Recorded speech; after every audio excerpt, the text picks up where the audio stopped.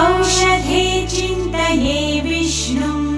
भोजने च जनार्दनं शयने पद्मनाभं च विवाहे च प्रजापतिं युद्धे चक्रधरं देवं प्रवासे च त्रिविक्रमं नारायणं तनुत्यागे श्रीधरं प्रियसङ्गमे दुःस्वप्ने स्मर गोविन्दं सङ्कटे मधुसूदनं कानने नारसिंहं च पावके जलशायिनं जलमध्ये वराहं च पर्वते रघुनन्दनं गमने वामनं चैव सर्वकार्येषु माधवं षोडशैतानि नामानि प्रातरुत्थाय यः पठेत् सर्वपापविनिर्मुक्तो विष्णुलोके महीयते सर्वपापविनिर्मुक्तो विष्णुलोके महीयते सर्वपापविनिर्मुक्तो विष्णुलोके महीयते।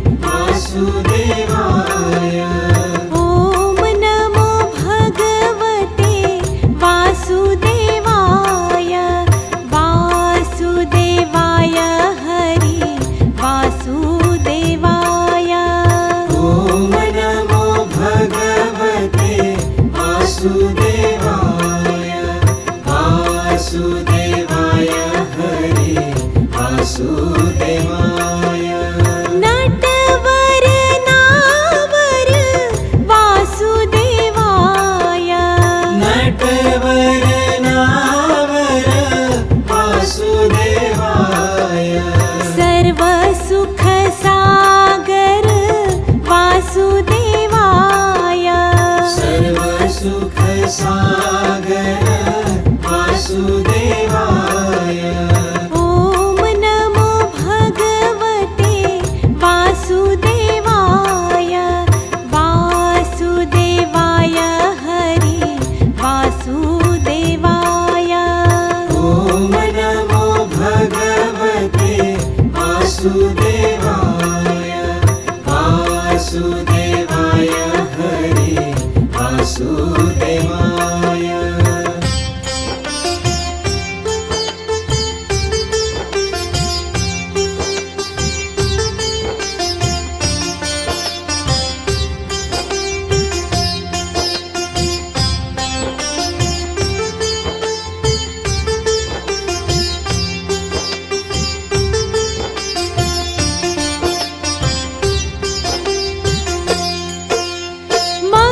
मङ्गलकार हरि वासुदेवाय मङ्गलकार हरि वासुदेवाय पावनकारी हरि वासुदेवाय पावनकारी हरि वासुदेवाय ॐ नमो भगवते वासुदेवाय वासुदेवाय हरि वासुदेवाय ॐ नमो भगवते वासुदेवाय वासुदेवाय हरि वासुदेवाय हरे कृष्णाय हरि वासुदेवाय हरे कृष्णाय हरि वासुदेवाय विठ्ठलेश्वराय हरि वासुदेवाय विठ्ठलेश्वराय हरि वासुदेवाय ॐ नमो भगवते वासुदेवाय वासुदेवाय हरि वासुदेवाय ॐ नमो भगवते वासुदेवाय वासुदेवाय हरि वासुदेवाय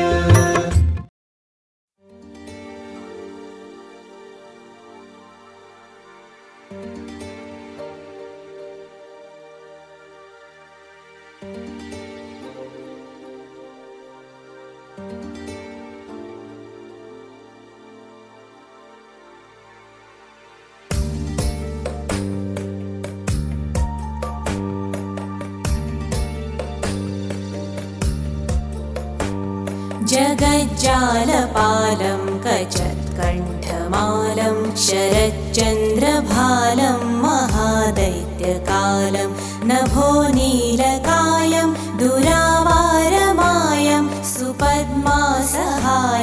भजेऽहं भजेऽहम् सदाम्भोधिवासं गलत्पुष्पहासं जगत्सन्निवासं शतादैत्यभासं गदाचक्रशस्त्रं लसत्पीतवस्त्रं हसच्चारुवक्त्रं भजेऽहं भजेऽहम्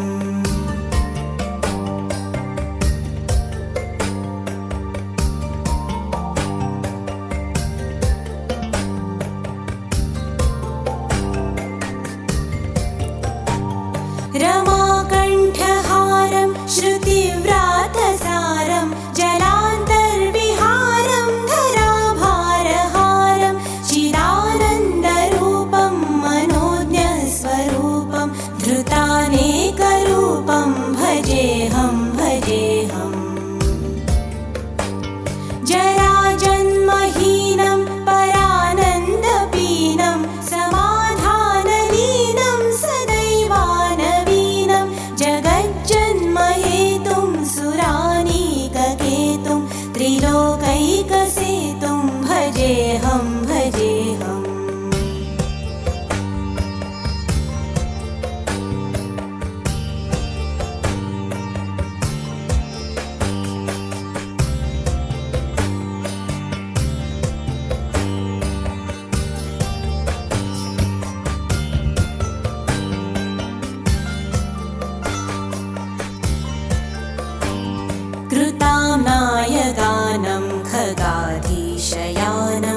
विमुक्तेर्निदानं हरारातिमानं स्वभक्तानुकूलं जगद्वृक्षमूलं निरस्तार्तशूलं भजेऽहं भजेऽहम् समस्तामरेशं द्विरेफाभकेशं जगद्विम्बलेशं हृदाकाशदेशं सदा दिव्यदेहं विमुक्ताखिलेऽहं सुवैकुण्ठगेऽहं भजेऽहं भजेऽहम्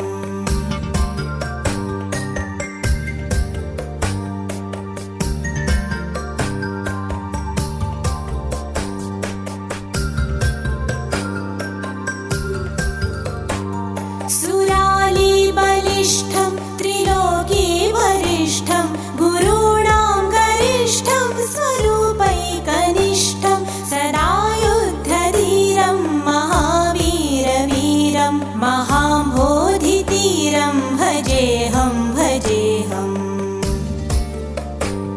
रमावामभागं तलानग्ननागं कृताधीनयागं गतारागरागं मुनीन्द्रैः सुगीतं सुरैः सम्परीतं गुणौघैरतीतं भजेऽहं भजेऽहम् इदं यस्तु नित्यं समाधाय चित्तं पठेदष्टकं कण्ठहारं मुरारे स विष्णोर्विशोकं ध्रुवं याति लोकं जराजन्मशोकं पुनर्विन्दते नो।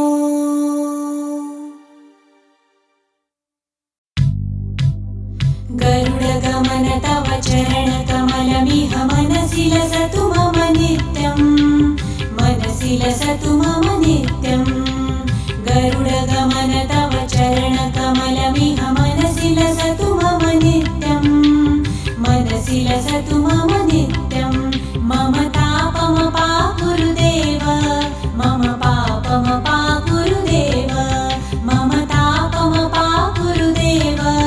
मम पापमपाकुरुदेव।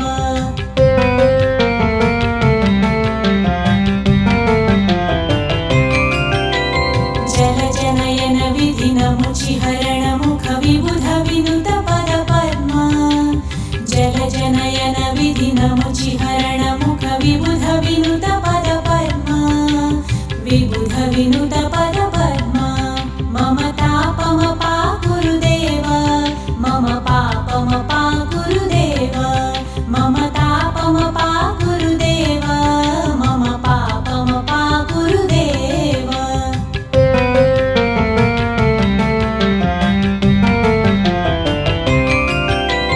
भुजगशयन भवमदन जनक मम जनन मरण भयहारी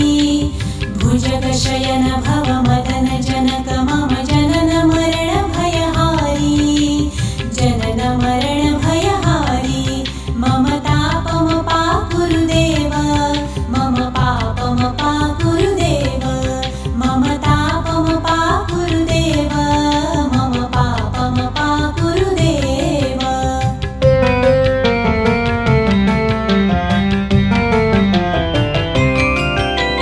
शङ्खचक्रधर दुष्टदैत्यहर सर्वलोकशरणा शङ्खचक्रधर दुष्टदैत्यहर सर्वलोकशरणा सर्वलोकशरणा मम तापमपाकुरुदेव मम पापमपाकुरुदेव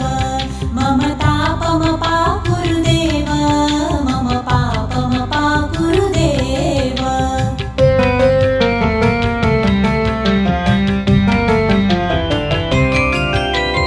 अगणित गुणगण अशरण शरणद विदलित सुररिपुजाल अगणित गुणगण अशरण शरणद विदलित सुररिपुजाल विदलित सुररिपुजाल मम तापमपाकुरुदेव मम पापमपाकुरुदेव मम तापमपाकुरुदेव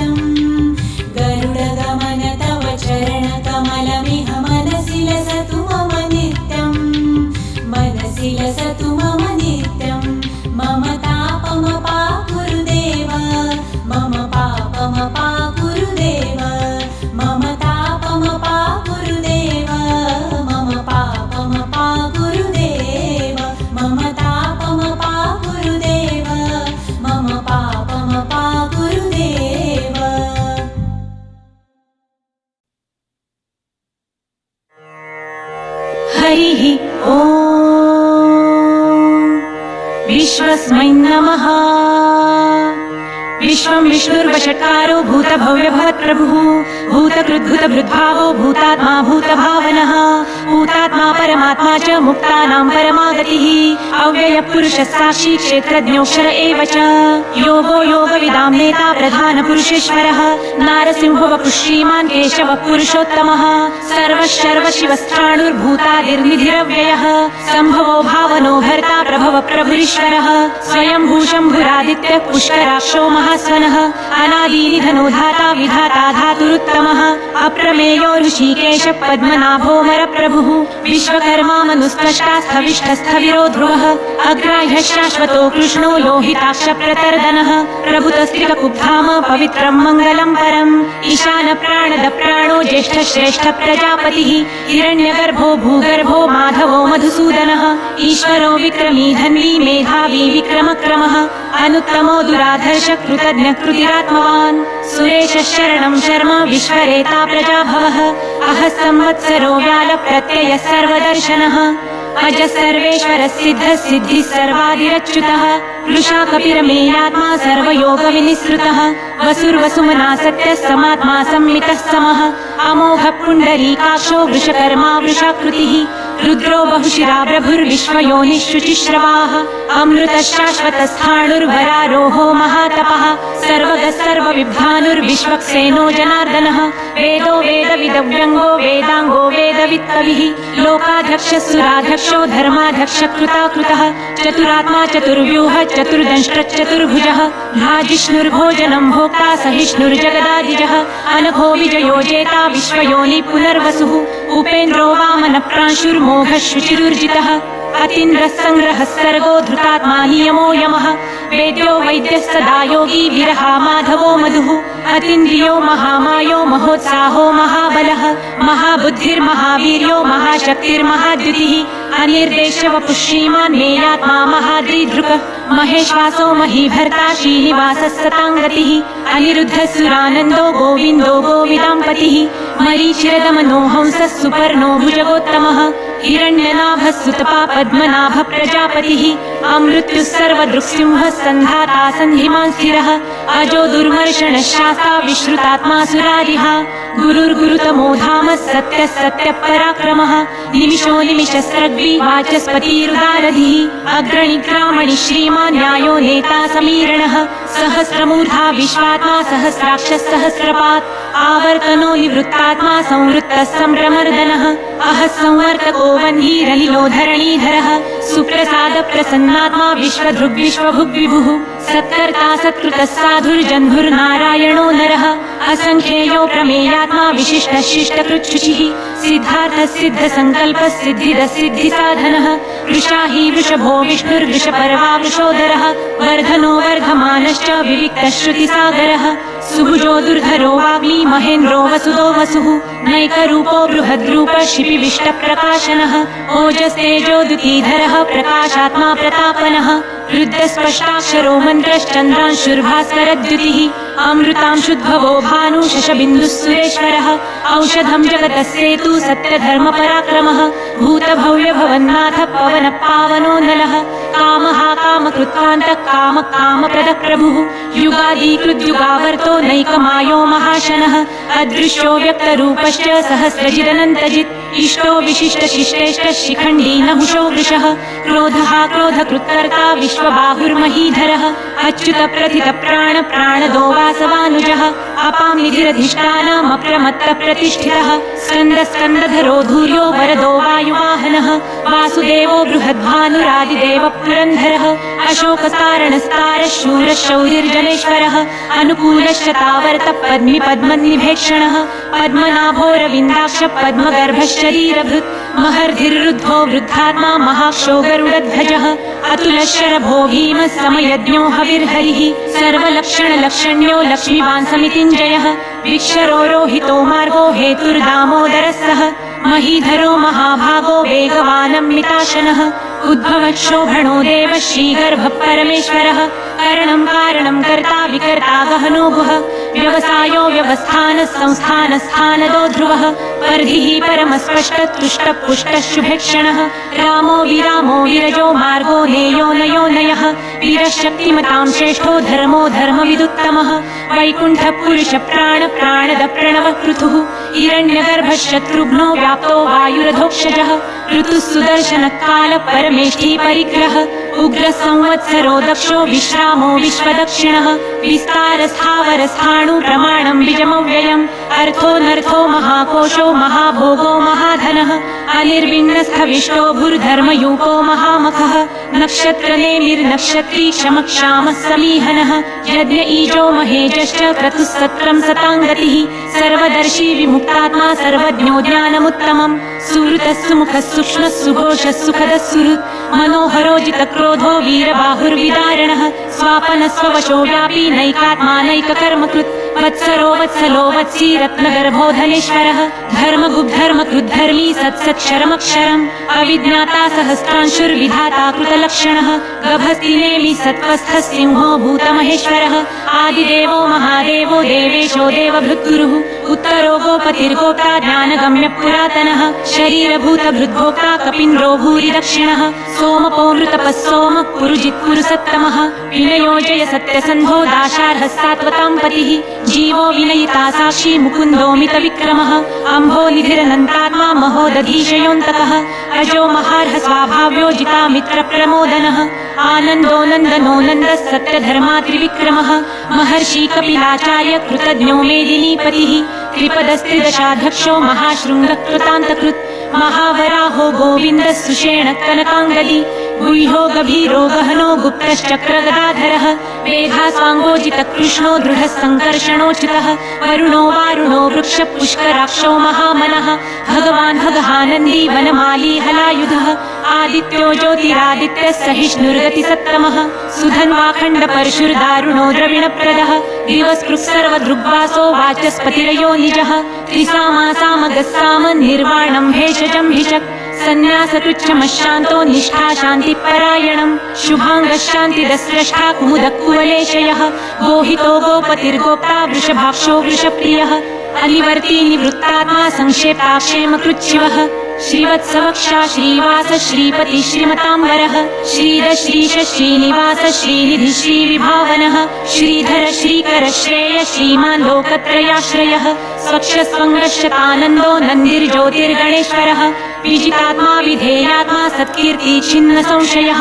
उदीर्णः सर्वतश्चक्षुरनिशः शाश्वतस्थिरः भूषयो भूषणो भूतिर्विशोकशोकनाशनः अर्चिष्मानर्चितः कुम्भो विशुद्धात्मा विशोधनः अनिरुद्धो प्रतीरथः प्रद्युम्नोमित विक्रमः कालनेमी निहावीर शौरिः शूरज्जनेश्वरः त्रिलोकात्मा त्रिलोकेश केशव केशिहा हरिः कामदेव कामपालः कामिकान्तकृतागमः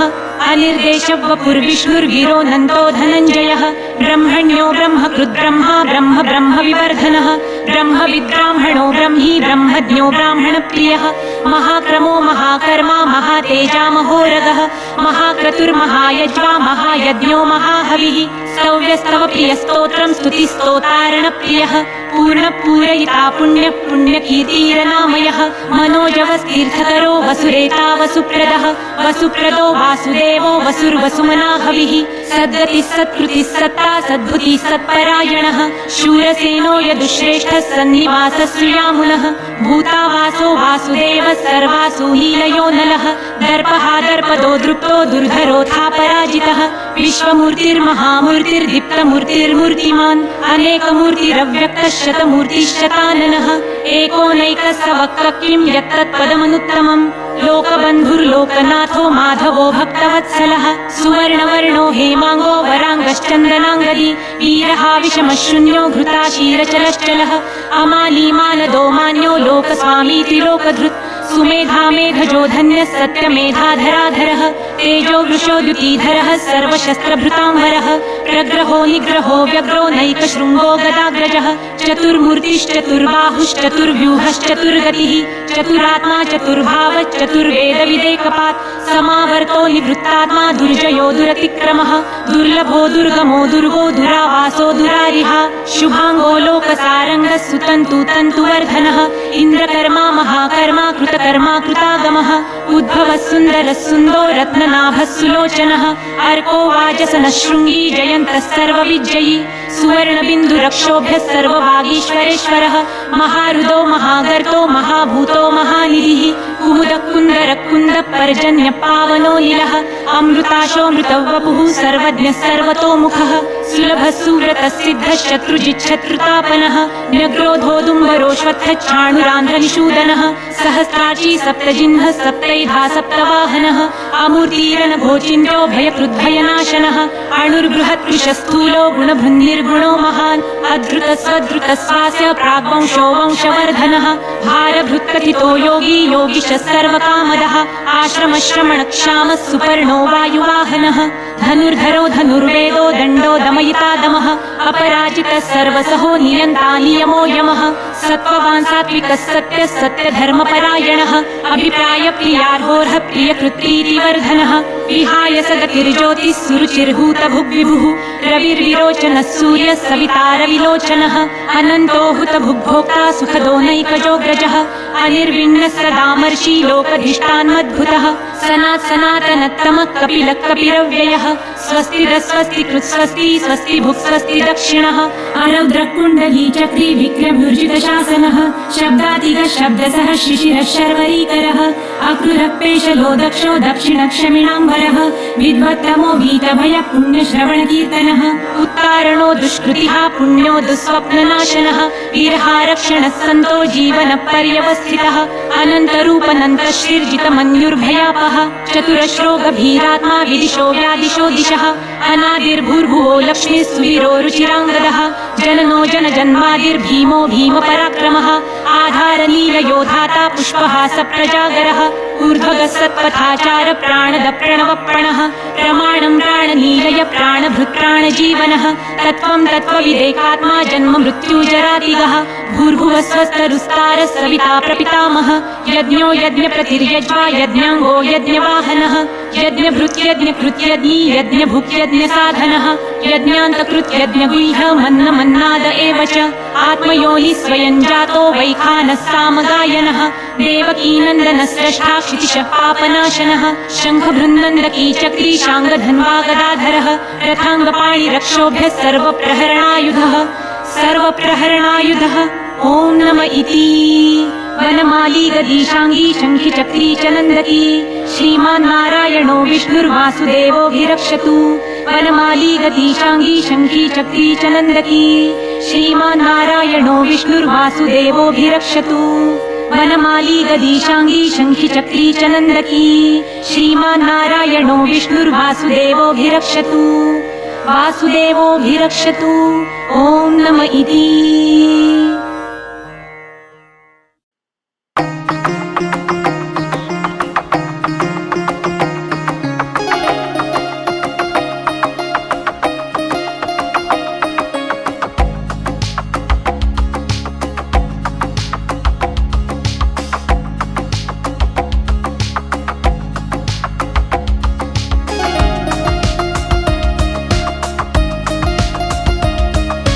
वासुदेवं ऋषिकेशं वामनं जलशायिनं जनार्दनं हरिं कृष्णं श्रीवक्षं गरुडध्वजं वाराहं पुण्डरीकाक्षं नृसिंहं नरकान्तकम् अव्यक्तं शाश्वतं विष्णुम् अनन्तम् अजमव्ययम्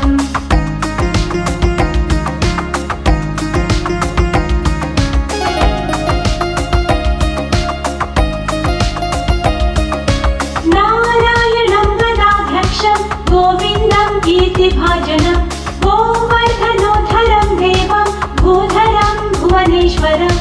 वेत्तारं यज्ञ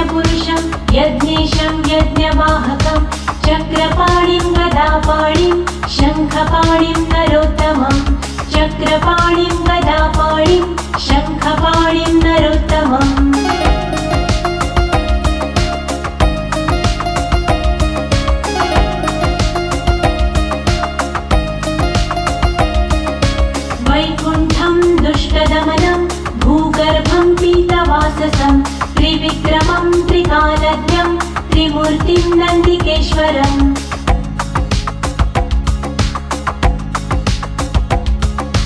रामं रामं हयग्रीवं भीमं रौद्रं भवोद्भवं श्रीपतिं श्रीधरं श्रीशं मङ्गलं मङ्गलायुधम्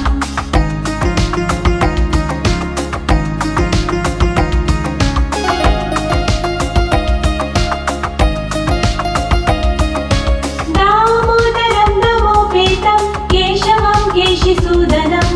वरेण्यं वरदं विष्णुम् आनन्दं वसुदेवजं हिरण्यरेतसंदीप्तं पुराणं पुरुषोत्तमं सकलं निष्कलं शुद्धं निर्गुणं गुणशाश्वतं सकलं निष्कलं शुद्धं निर्गुणं गुणशाश्वतम्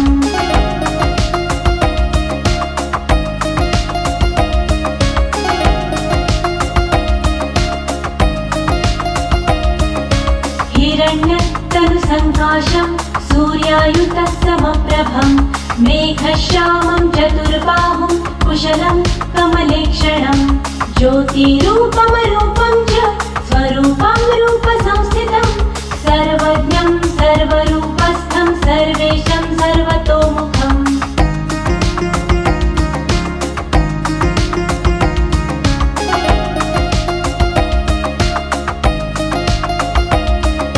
ज्ञानं कूटस्थमचलं ज्ञानदं परमं प्रभुं योगिशं योगनिष्णातं योगिनं योगरूपिणम् ईश्वरं सर्वभूतानां वन्दे भूतमयं प्रभुम् इति नामशतं दिव्यं वैष्णवं खलु पापहम् इति नामशतं दिव्यं वैष्णवं खलु पापहम्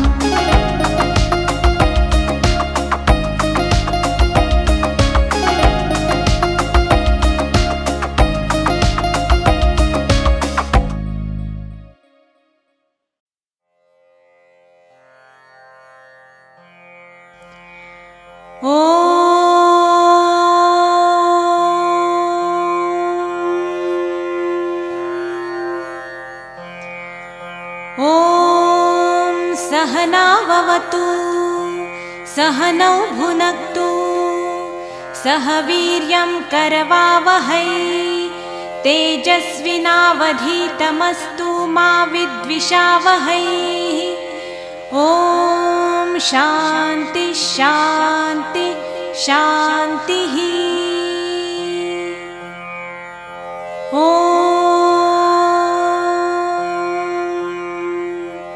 सहस्रशीर्षं देवं विश्वाक्षं विश्वशम्भुवम् विश्वन्नारायणं देवम् अक्षरं परमं पदम् विश्वतः परमानित्यं विश्वन्नारायणं गुंहरिं विश्वमेवेदं पुरुषस्तद्विश्वमुपजीवति पतिं विश्वस्यात्मेश्वरघुं शाश्वतघुं शिवमच्युतम् नारायणं महाज्ञेयं विश्वात्मानं परायणम् नारायणपरो ज्योतिरात्मा नारायणः परः नारायणपरं ब्रह्म तत्त्वं नारायणः परः नारायणपरो ध्याता ध्यानं नारायणः परः यच्च किञ्चित् जगत् सर्वं दृश्यते हे श्रूयतेऽपि वा अन्तर्बहिश्च तत्सर्वं व्याप्य नारायणस्थितः अनन्तमव्ययगुं कविगुं समुद्रेन्तं विश्वशम्भुवम् पद्मकोशप्रतिकाशगुं हृदयश्चाप्यधोमुखम् अधोनिष्ट्यावितस्त्यान्ते नाभ्यामुपरि तिष्ठति ज्वालमालाकुलं भाति विश्वस्यायतनं महत सन्ततघुं शिलाभिस्तूलम्बत्याकोशसन्निभम् तस्यान्ते सुशिरघुं सूक्ष्म तस्मिन् सर्वं प्रतिष्ठितम् तस्य मध्ये महानग्निर्विश्वार्ची विश्वतोमुखः सोऽग्रभुग्विभजन् तिष्ठन्नाहारमजरः कविः तीर्यगूर्ध्वं मधश्चायी रश्मयस्तस्य सन्तता संतापयति स्वन्देहमापादतलं मस्तकाः तस्य मध्ये वह्निशिखा अणियोर्ध्वा व्यवस्थितः निलतो यदमध्यस्थाद्विद्युल्लेखेव भास्वरा निवारशुकवत्तन्वी पीता भास्वत्यणुपमा तस्याः शिखायां मध्ये परमात्मा व्यवस्थितः स ब्रह्मस्य शिवस्य हरिसेन्द्रस्सोऽक्षरः परमस्वराटे ऋतघं सत्यं परं ब्रह्म पुरुषं कृष्णपिङ्गलम् ऊर्ध्वरेतं विरूपाक्षं विश्वरूपाय वै नमो नमः नारायणाय विद्महे वासुदेवाय धीमहि तन्नो विष्णुः प्रचोदयात् ॐ शान्ति शान्ति शान्तिः।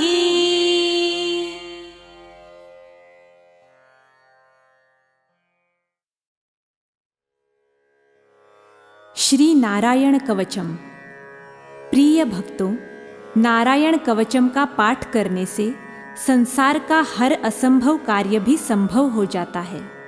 और मनुष्य किसी भी प्रकार के संकट को, बाधा को, मुश्किलों को बड़ी आसानी से पार कर लेता है और मनुष्य का जीवन सुख, शांति और समृद्धि से भरपूर होता है। आइए भगवान नारायण कवच का पाठ श्रवण करते हैं। राजोवाच यया गुप्तः सहस्राक्ष सवाहान् रिपुसैनिकान् क्रीडन्नीव विनिर्जित्य त्रिलोक्या बुभुजे श्रियम् भगवंस्तन्ममाख्याहि वर्मनारायणात्मकम् यथा ततायिनः शत्रुन् येन गुप्तो जयन्रुधे। श्रीशुक उवाच वृतपुरोहितस्त्वाष्ट्रो महेन्द्रायानुपृच्छते नारायणाख्यं वर्माः तदिहैकमनाशृणु। विश्वरूप उवाच धौताङ्घ्रिपाणिराचम्य सपवित्र उदण्मुखः कृतस्वाङ्गकरन्यासो मन्त्राभ्यां वाग्यतशुचिः। नारायणमयं वर्म सन्नह्येऽब्धय आगते पादयोर्जानुनोरुर्वो रुदरेर्हृद्यथोरसि मुखे शिरस्यानुपूर्व्यादोङ्कारादिनि विन्यसेत्। ॐ नमो नारायणायेति विपर्ययमथापि वा करन्यासं ततः कुर्याद् द्वादशाक्षरविद्यया प्रणवादियकारान्त मण्गुल्यण्गुष्ठपर्वसु न्यसेद्धृदय ओङ्कारं विकारमनुमूर्धनि शकारं तु भ्रुवोर्मध्ये णकारं शिखया दिशेत् वेकारं नेत्रयोर्युञ्जान्नकारं सर्वसन्धिषु मकारमस्त्रमुद्दिश्य मन्त्रमूर्तिर्भवेद्बुध सविसर्गं फडन्तं तत् सर्वदिक्षु विनिर्दिशेत्। ॐ विष्णवे नम इति आत्मानं परमं ध्यायेत् ध्येयं षट्शक्तिभिर्युतं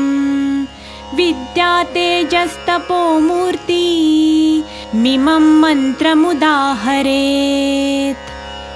ॐ हरिर्विदध्यान् मम सर्वरक्षां न्यस्ताङ्घ्रिपद्मः पतगेन्द्रपृष्ठे दरारिचर्मासि गदेषु चाप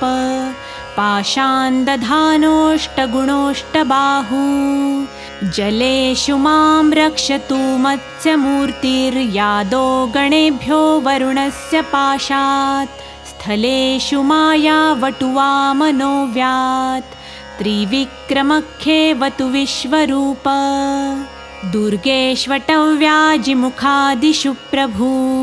पायान् नृसिंहोऽसुरयूथपारीः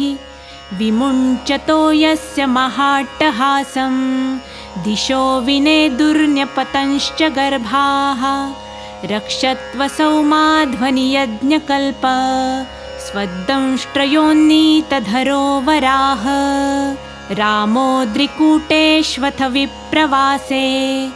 सलक्ष्मणो व्याब्धरताग्रजोऽस्मान् मामुग्रधर्मादखिलात् प्रमादान् नारायणः पातु नरश्च हासात् दत्तस्त्वयोगादथ योगनाथ पायाद्गुणेशः कपिलः कर्मबन्धात् सनत्कुमारोऽवतु कामदेवाद्धयशीर्षा मां पथि देवहेलनात् देवर्षिवर्यः पुरुषार्चनान्तरात् कूर्मो हरिर्मां निरयादशेषात् धन्वन्तरिर्भगवान् पात्वपथ्या द्वन्द्वाद्भयादृषभो निर्जितात्मा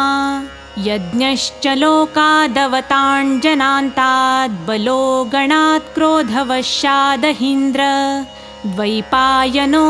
भगवान् प्रबोधात् बुद्धस्तु पाखण्डगणप्रमादात् कल्किः कले कालमलात् प्रपातु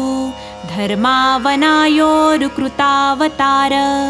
मां केशवो गदया प्रातरव्याद् गोविन्द आसङ्गवमात्तवेणु नारायणप्राह्न उदात्तशक्तिर्मध्यं दिने विष्णुररीन्द्रपाणि देवोपराह्ने मधुहोग्रधन्वा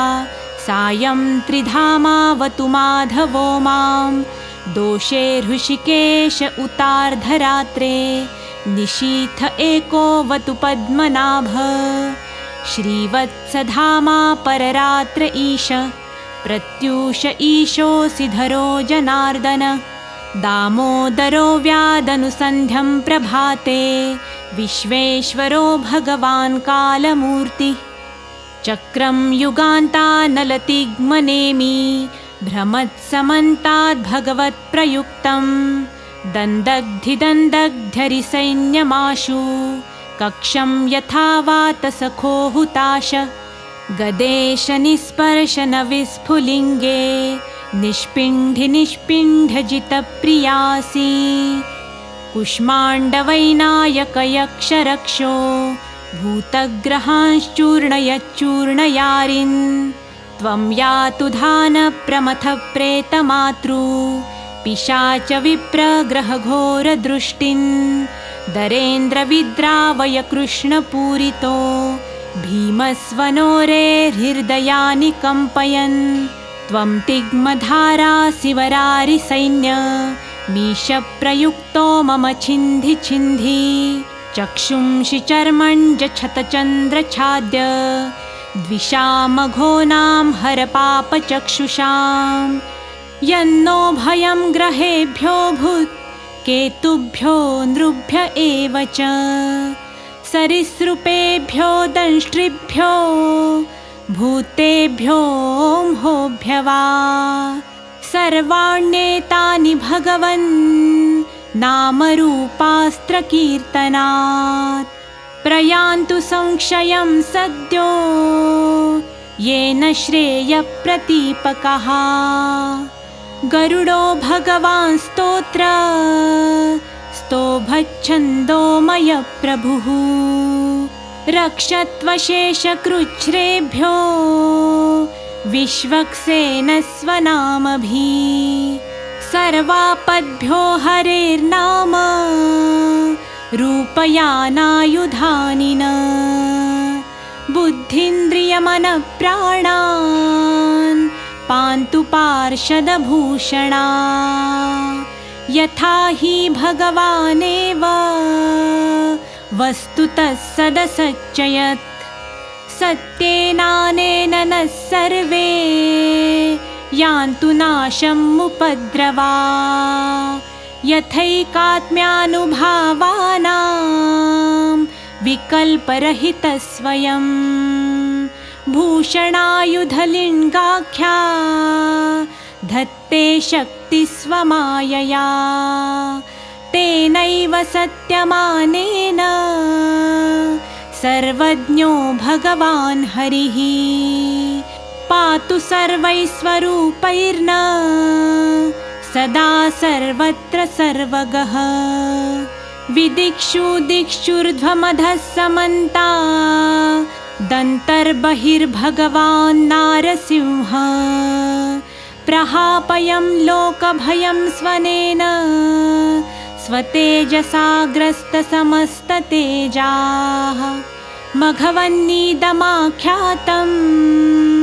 वर्मनारायणात्मकं विजेशस्यञ्जसा येन दंशितोऽसुरयूथपान् एतद्धारयमाणस्तु यं यं पश्यति चक्षुषा पदा वा संस्पृशेत् सद्य साध्वसात् स विमुच्यते न कुतश्चिद्भयं तस्य विद्यां धारयतो भवेत् राजदस्युग्रहादिभ्यो व्याघ्रादिभ्यश्च कर्हिचित् इमां विद्यां पुरा कश्चित् कौशिको धारयन् द्विजः योगधारणया स्वाङ्गं जहौ समरुधन्वनी तस्योपरि विमानेन गन्धर्वपतिरेकदा ययौ चित्ररथस्त्रिभिर्वृतो यत्र द्विजक्षयः गगनान्यपतस्तद्य स विमानो ह्यवाक्षिरः सवालखिल्यवचना दस्थिन्यादाय विस्मितः प्रास्य प्राची सरस्वत्यां स्नात्वा धाम स्वमन्वगात् श्रीशुक उवाच य इदं शृणुयात् काले यो धारयति चाद्रुतः तं नमस्यन्ति भूतानि मुच्यते सर्वतो भयात् एतां विद्यामधिगतो विश्वरूपाच्छतक्रतुः त्रैलोक्यलक्ष्मीं बुभुजे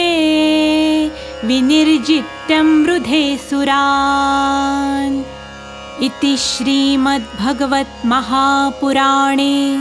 पारमहंस्यां संहितायां षष्ठस्कन्धे नारायणवर्मकथनं नामाष्टमोऽध्यायः।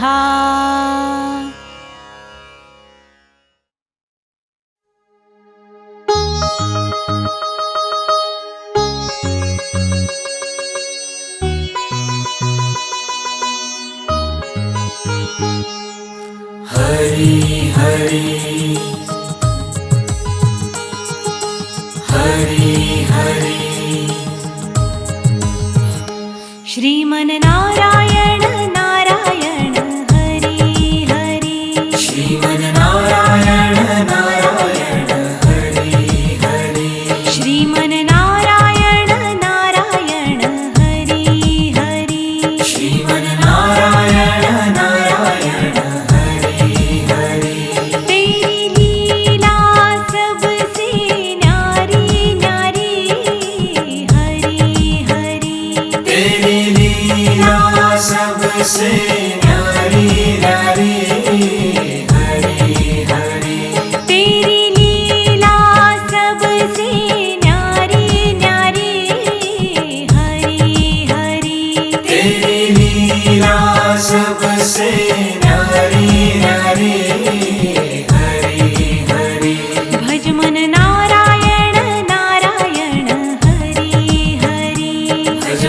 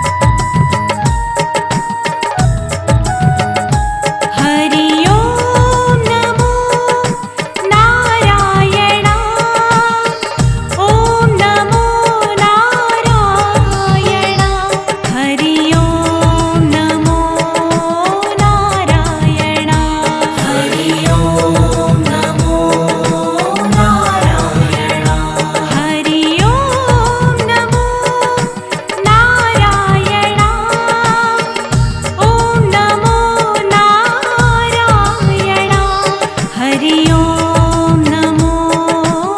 नारायण हरि ओम नमो नारायण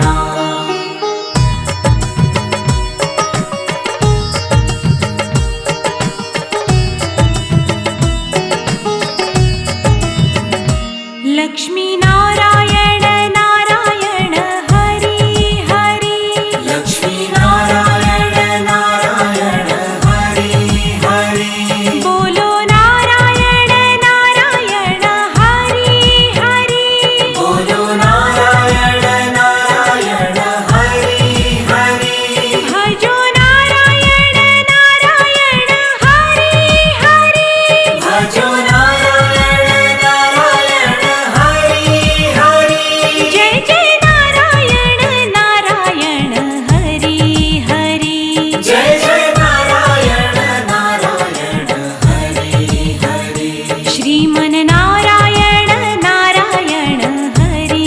हरि श्रीमन नारायण नारायण हरि हरि तेरी लीला सबसे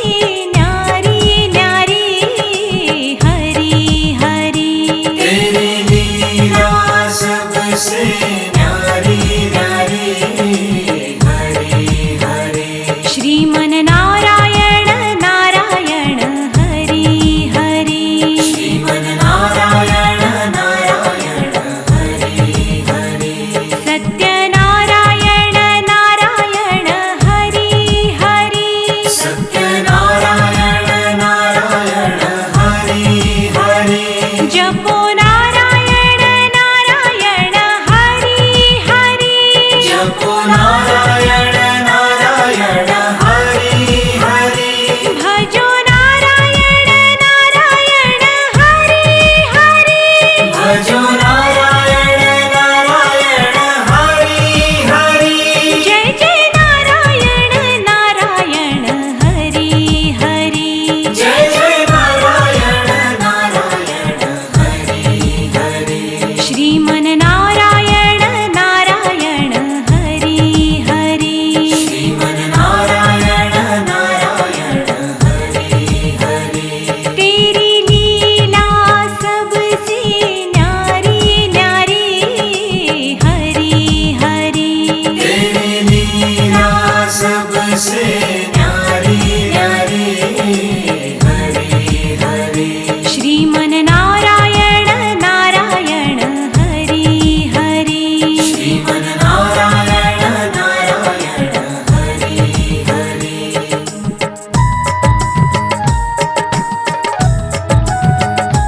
हरि ओम नमो नारायण ओम नमो नारायण हरि ओम नमो नारायण हरि ओम नमो नारायण हरि ओम नमो नारायण ओम नमो नारायण हरि ओम नमो नारायण हरि ओम नमो नारायण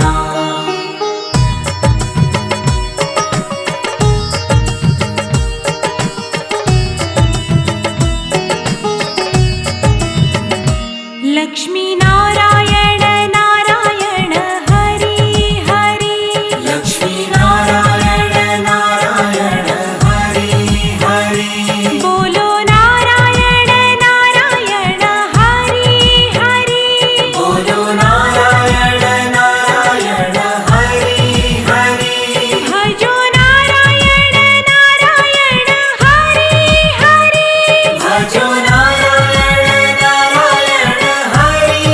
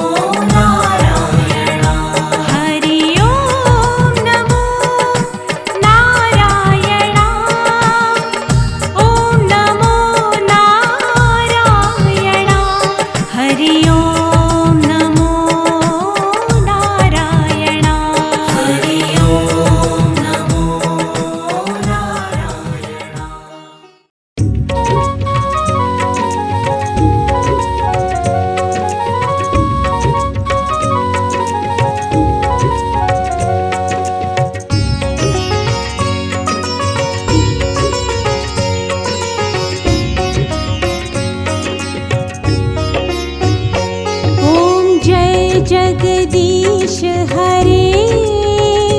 स्वामी जय जगदीश हरे भक्त जनों के संकट दास जनों के संकट क्षण में दूर करे ओम जय जगदीश हरे ॐ जय जगदीश हरे स्वामी जय जगदीश हरे भक्त जनों के संकट दास जनों के संकट क्षण में दूर करे ॐ जय जगदीश हरे जो झावे फल पावे दुख बिन से मन का स्वामी दुख बिन से मन का सुख संपत्ति घर आवे सुख संपत्ति घर आवे कष्ट मिटे तन का ॐ जय जगदीश हरे मात पिता तुम मेरे शरण गहू किसकी स्वामी शरण कहूँ किसकी तुम बिन और न दूजा तुम बिन और न दूजा आस करूं जिसकी ॐ जय जगदीश हरे तुम पूर्ण परमात्मा तुम अंतर्यामी स्वामी तुम अंतर्यामी पार ब्रह्म परमेश्वर पार ब्रह्म परमेश्वर तुम सबके स्वामी ॐ जय जगदीश हरे तुम करुणा के सागर तुम पालन करता स्वामी तुम पालन करता मैं मूरख फल कामी मैं मूरख फलगामी कृपा करो भरता ॐ जय जगदीश हरे तुम हो एक अगोचर सबके प्राणपति स्वामी सबके प्राणपति किस विध मिलो दयामय किस विध मिलूं दयामय तुमको मैं कुमति ॐ जय जगदीश हरे दीन बंधु दुख हरता ठाकुर तुम मेरे स्वामी ठाकुर तुम मेरे अपने हाथ उठाओ अपने हाथ उठाओ द्वार पड़ा तेरे ॐ जय जगदीश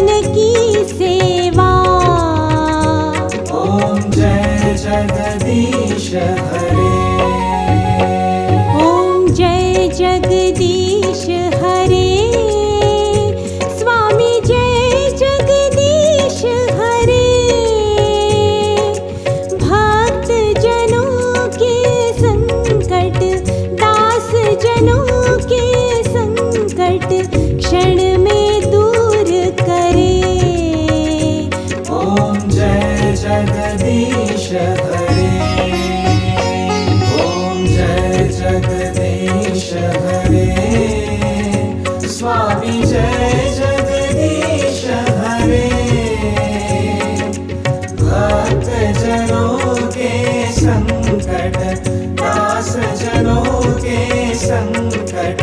क्षण में दूर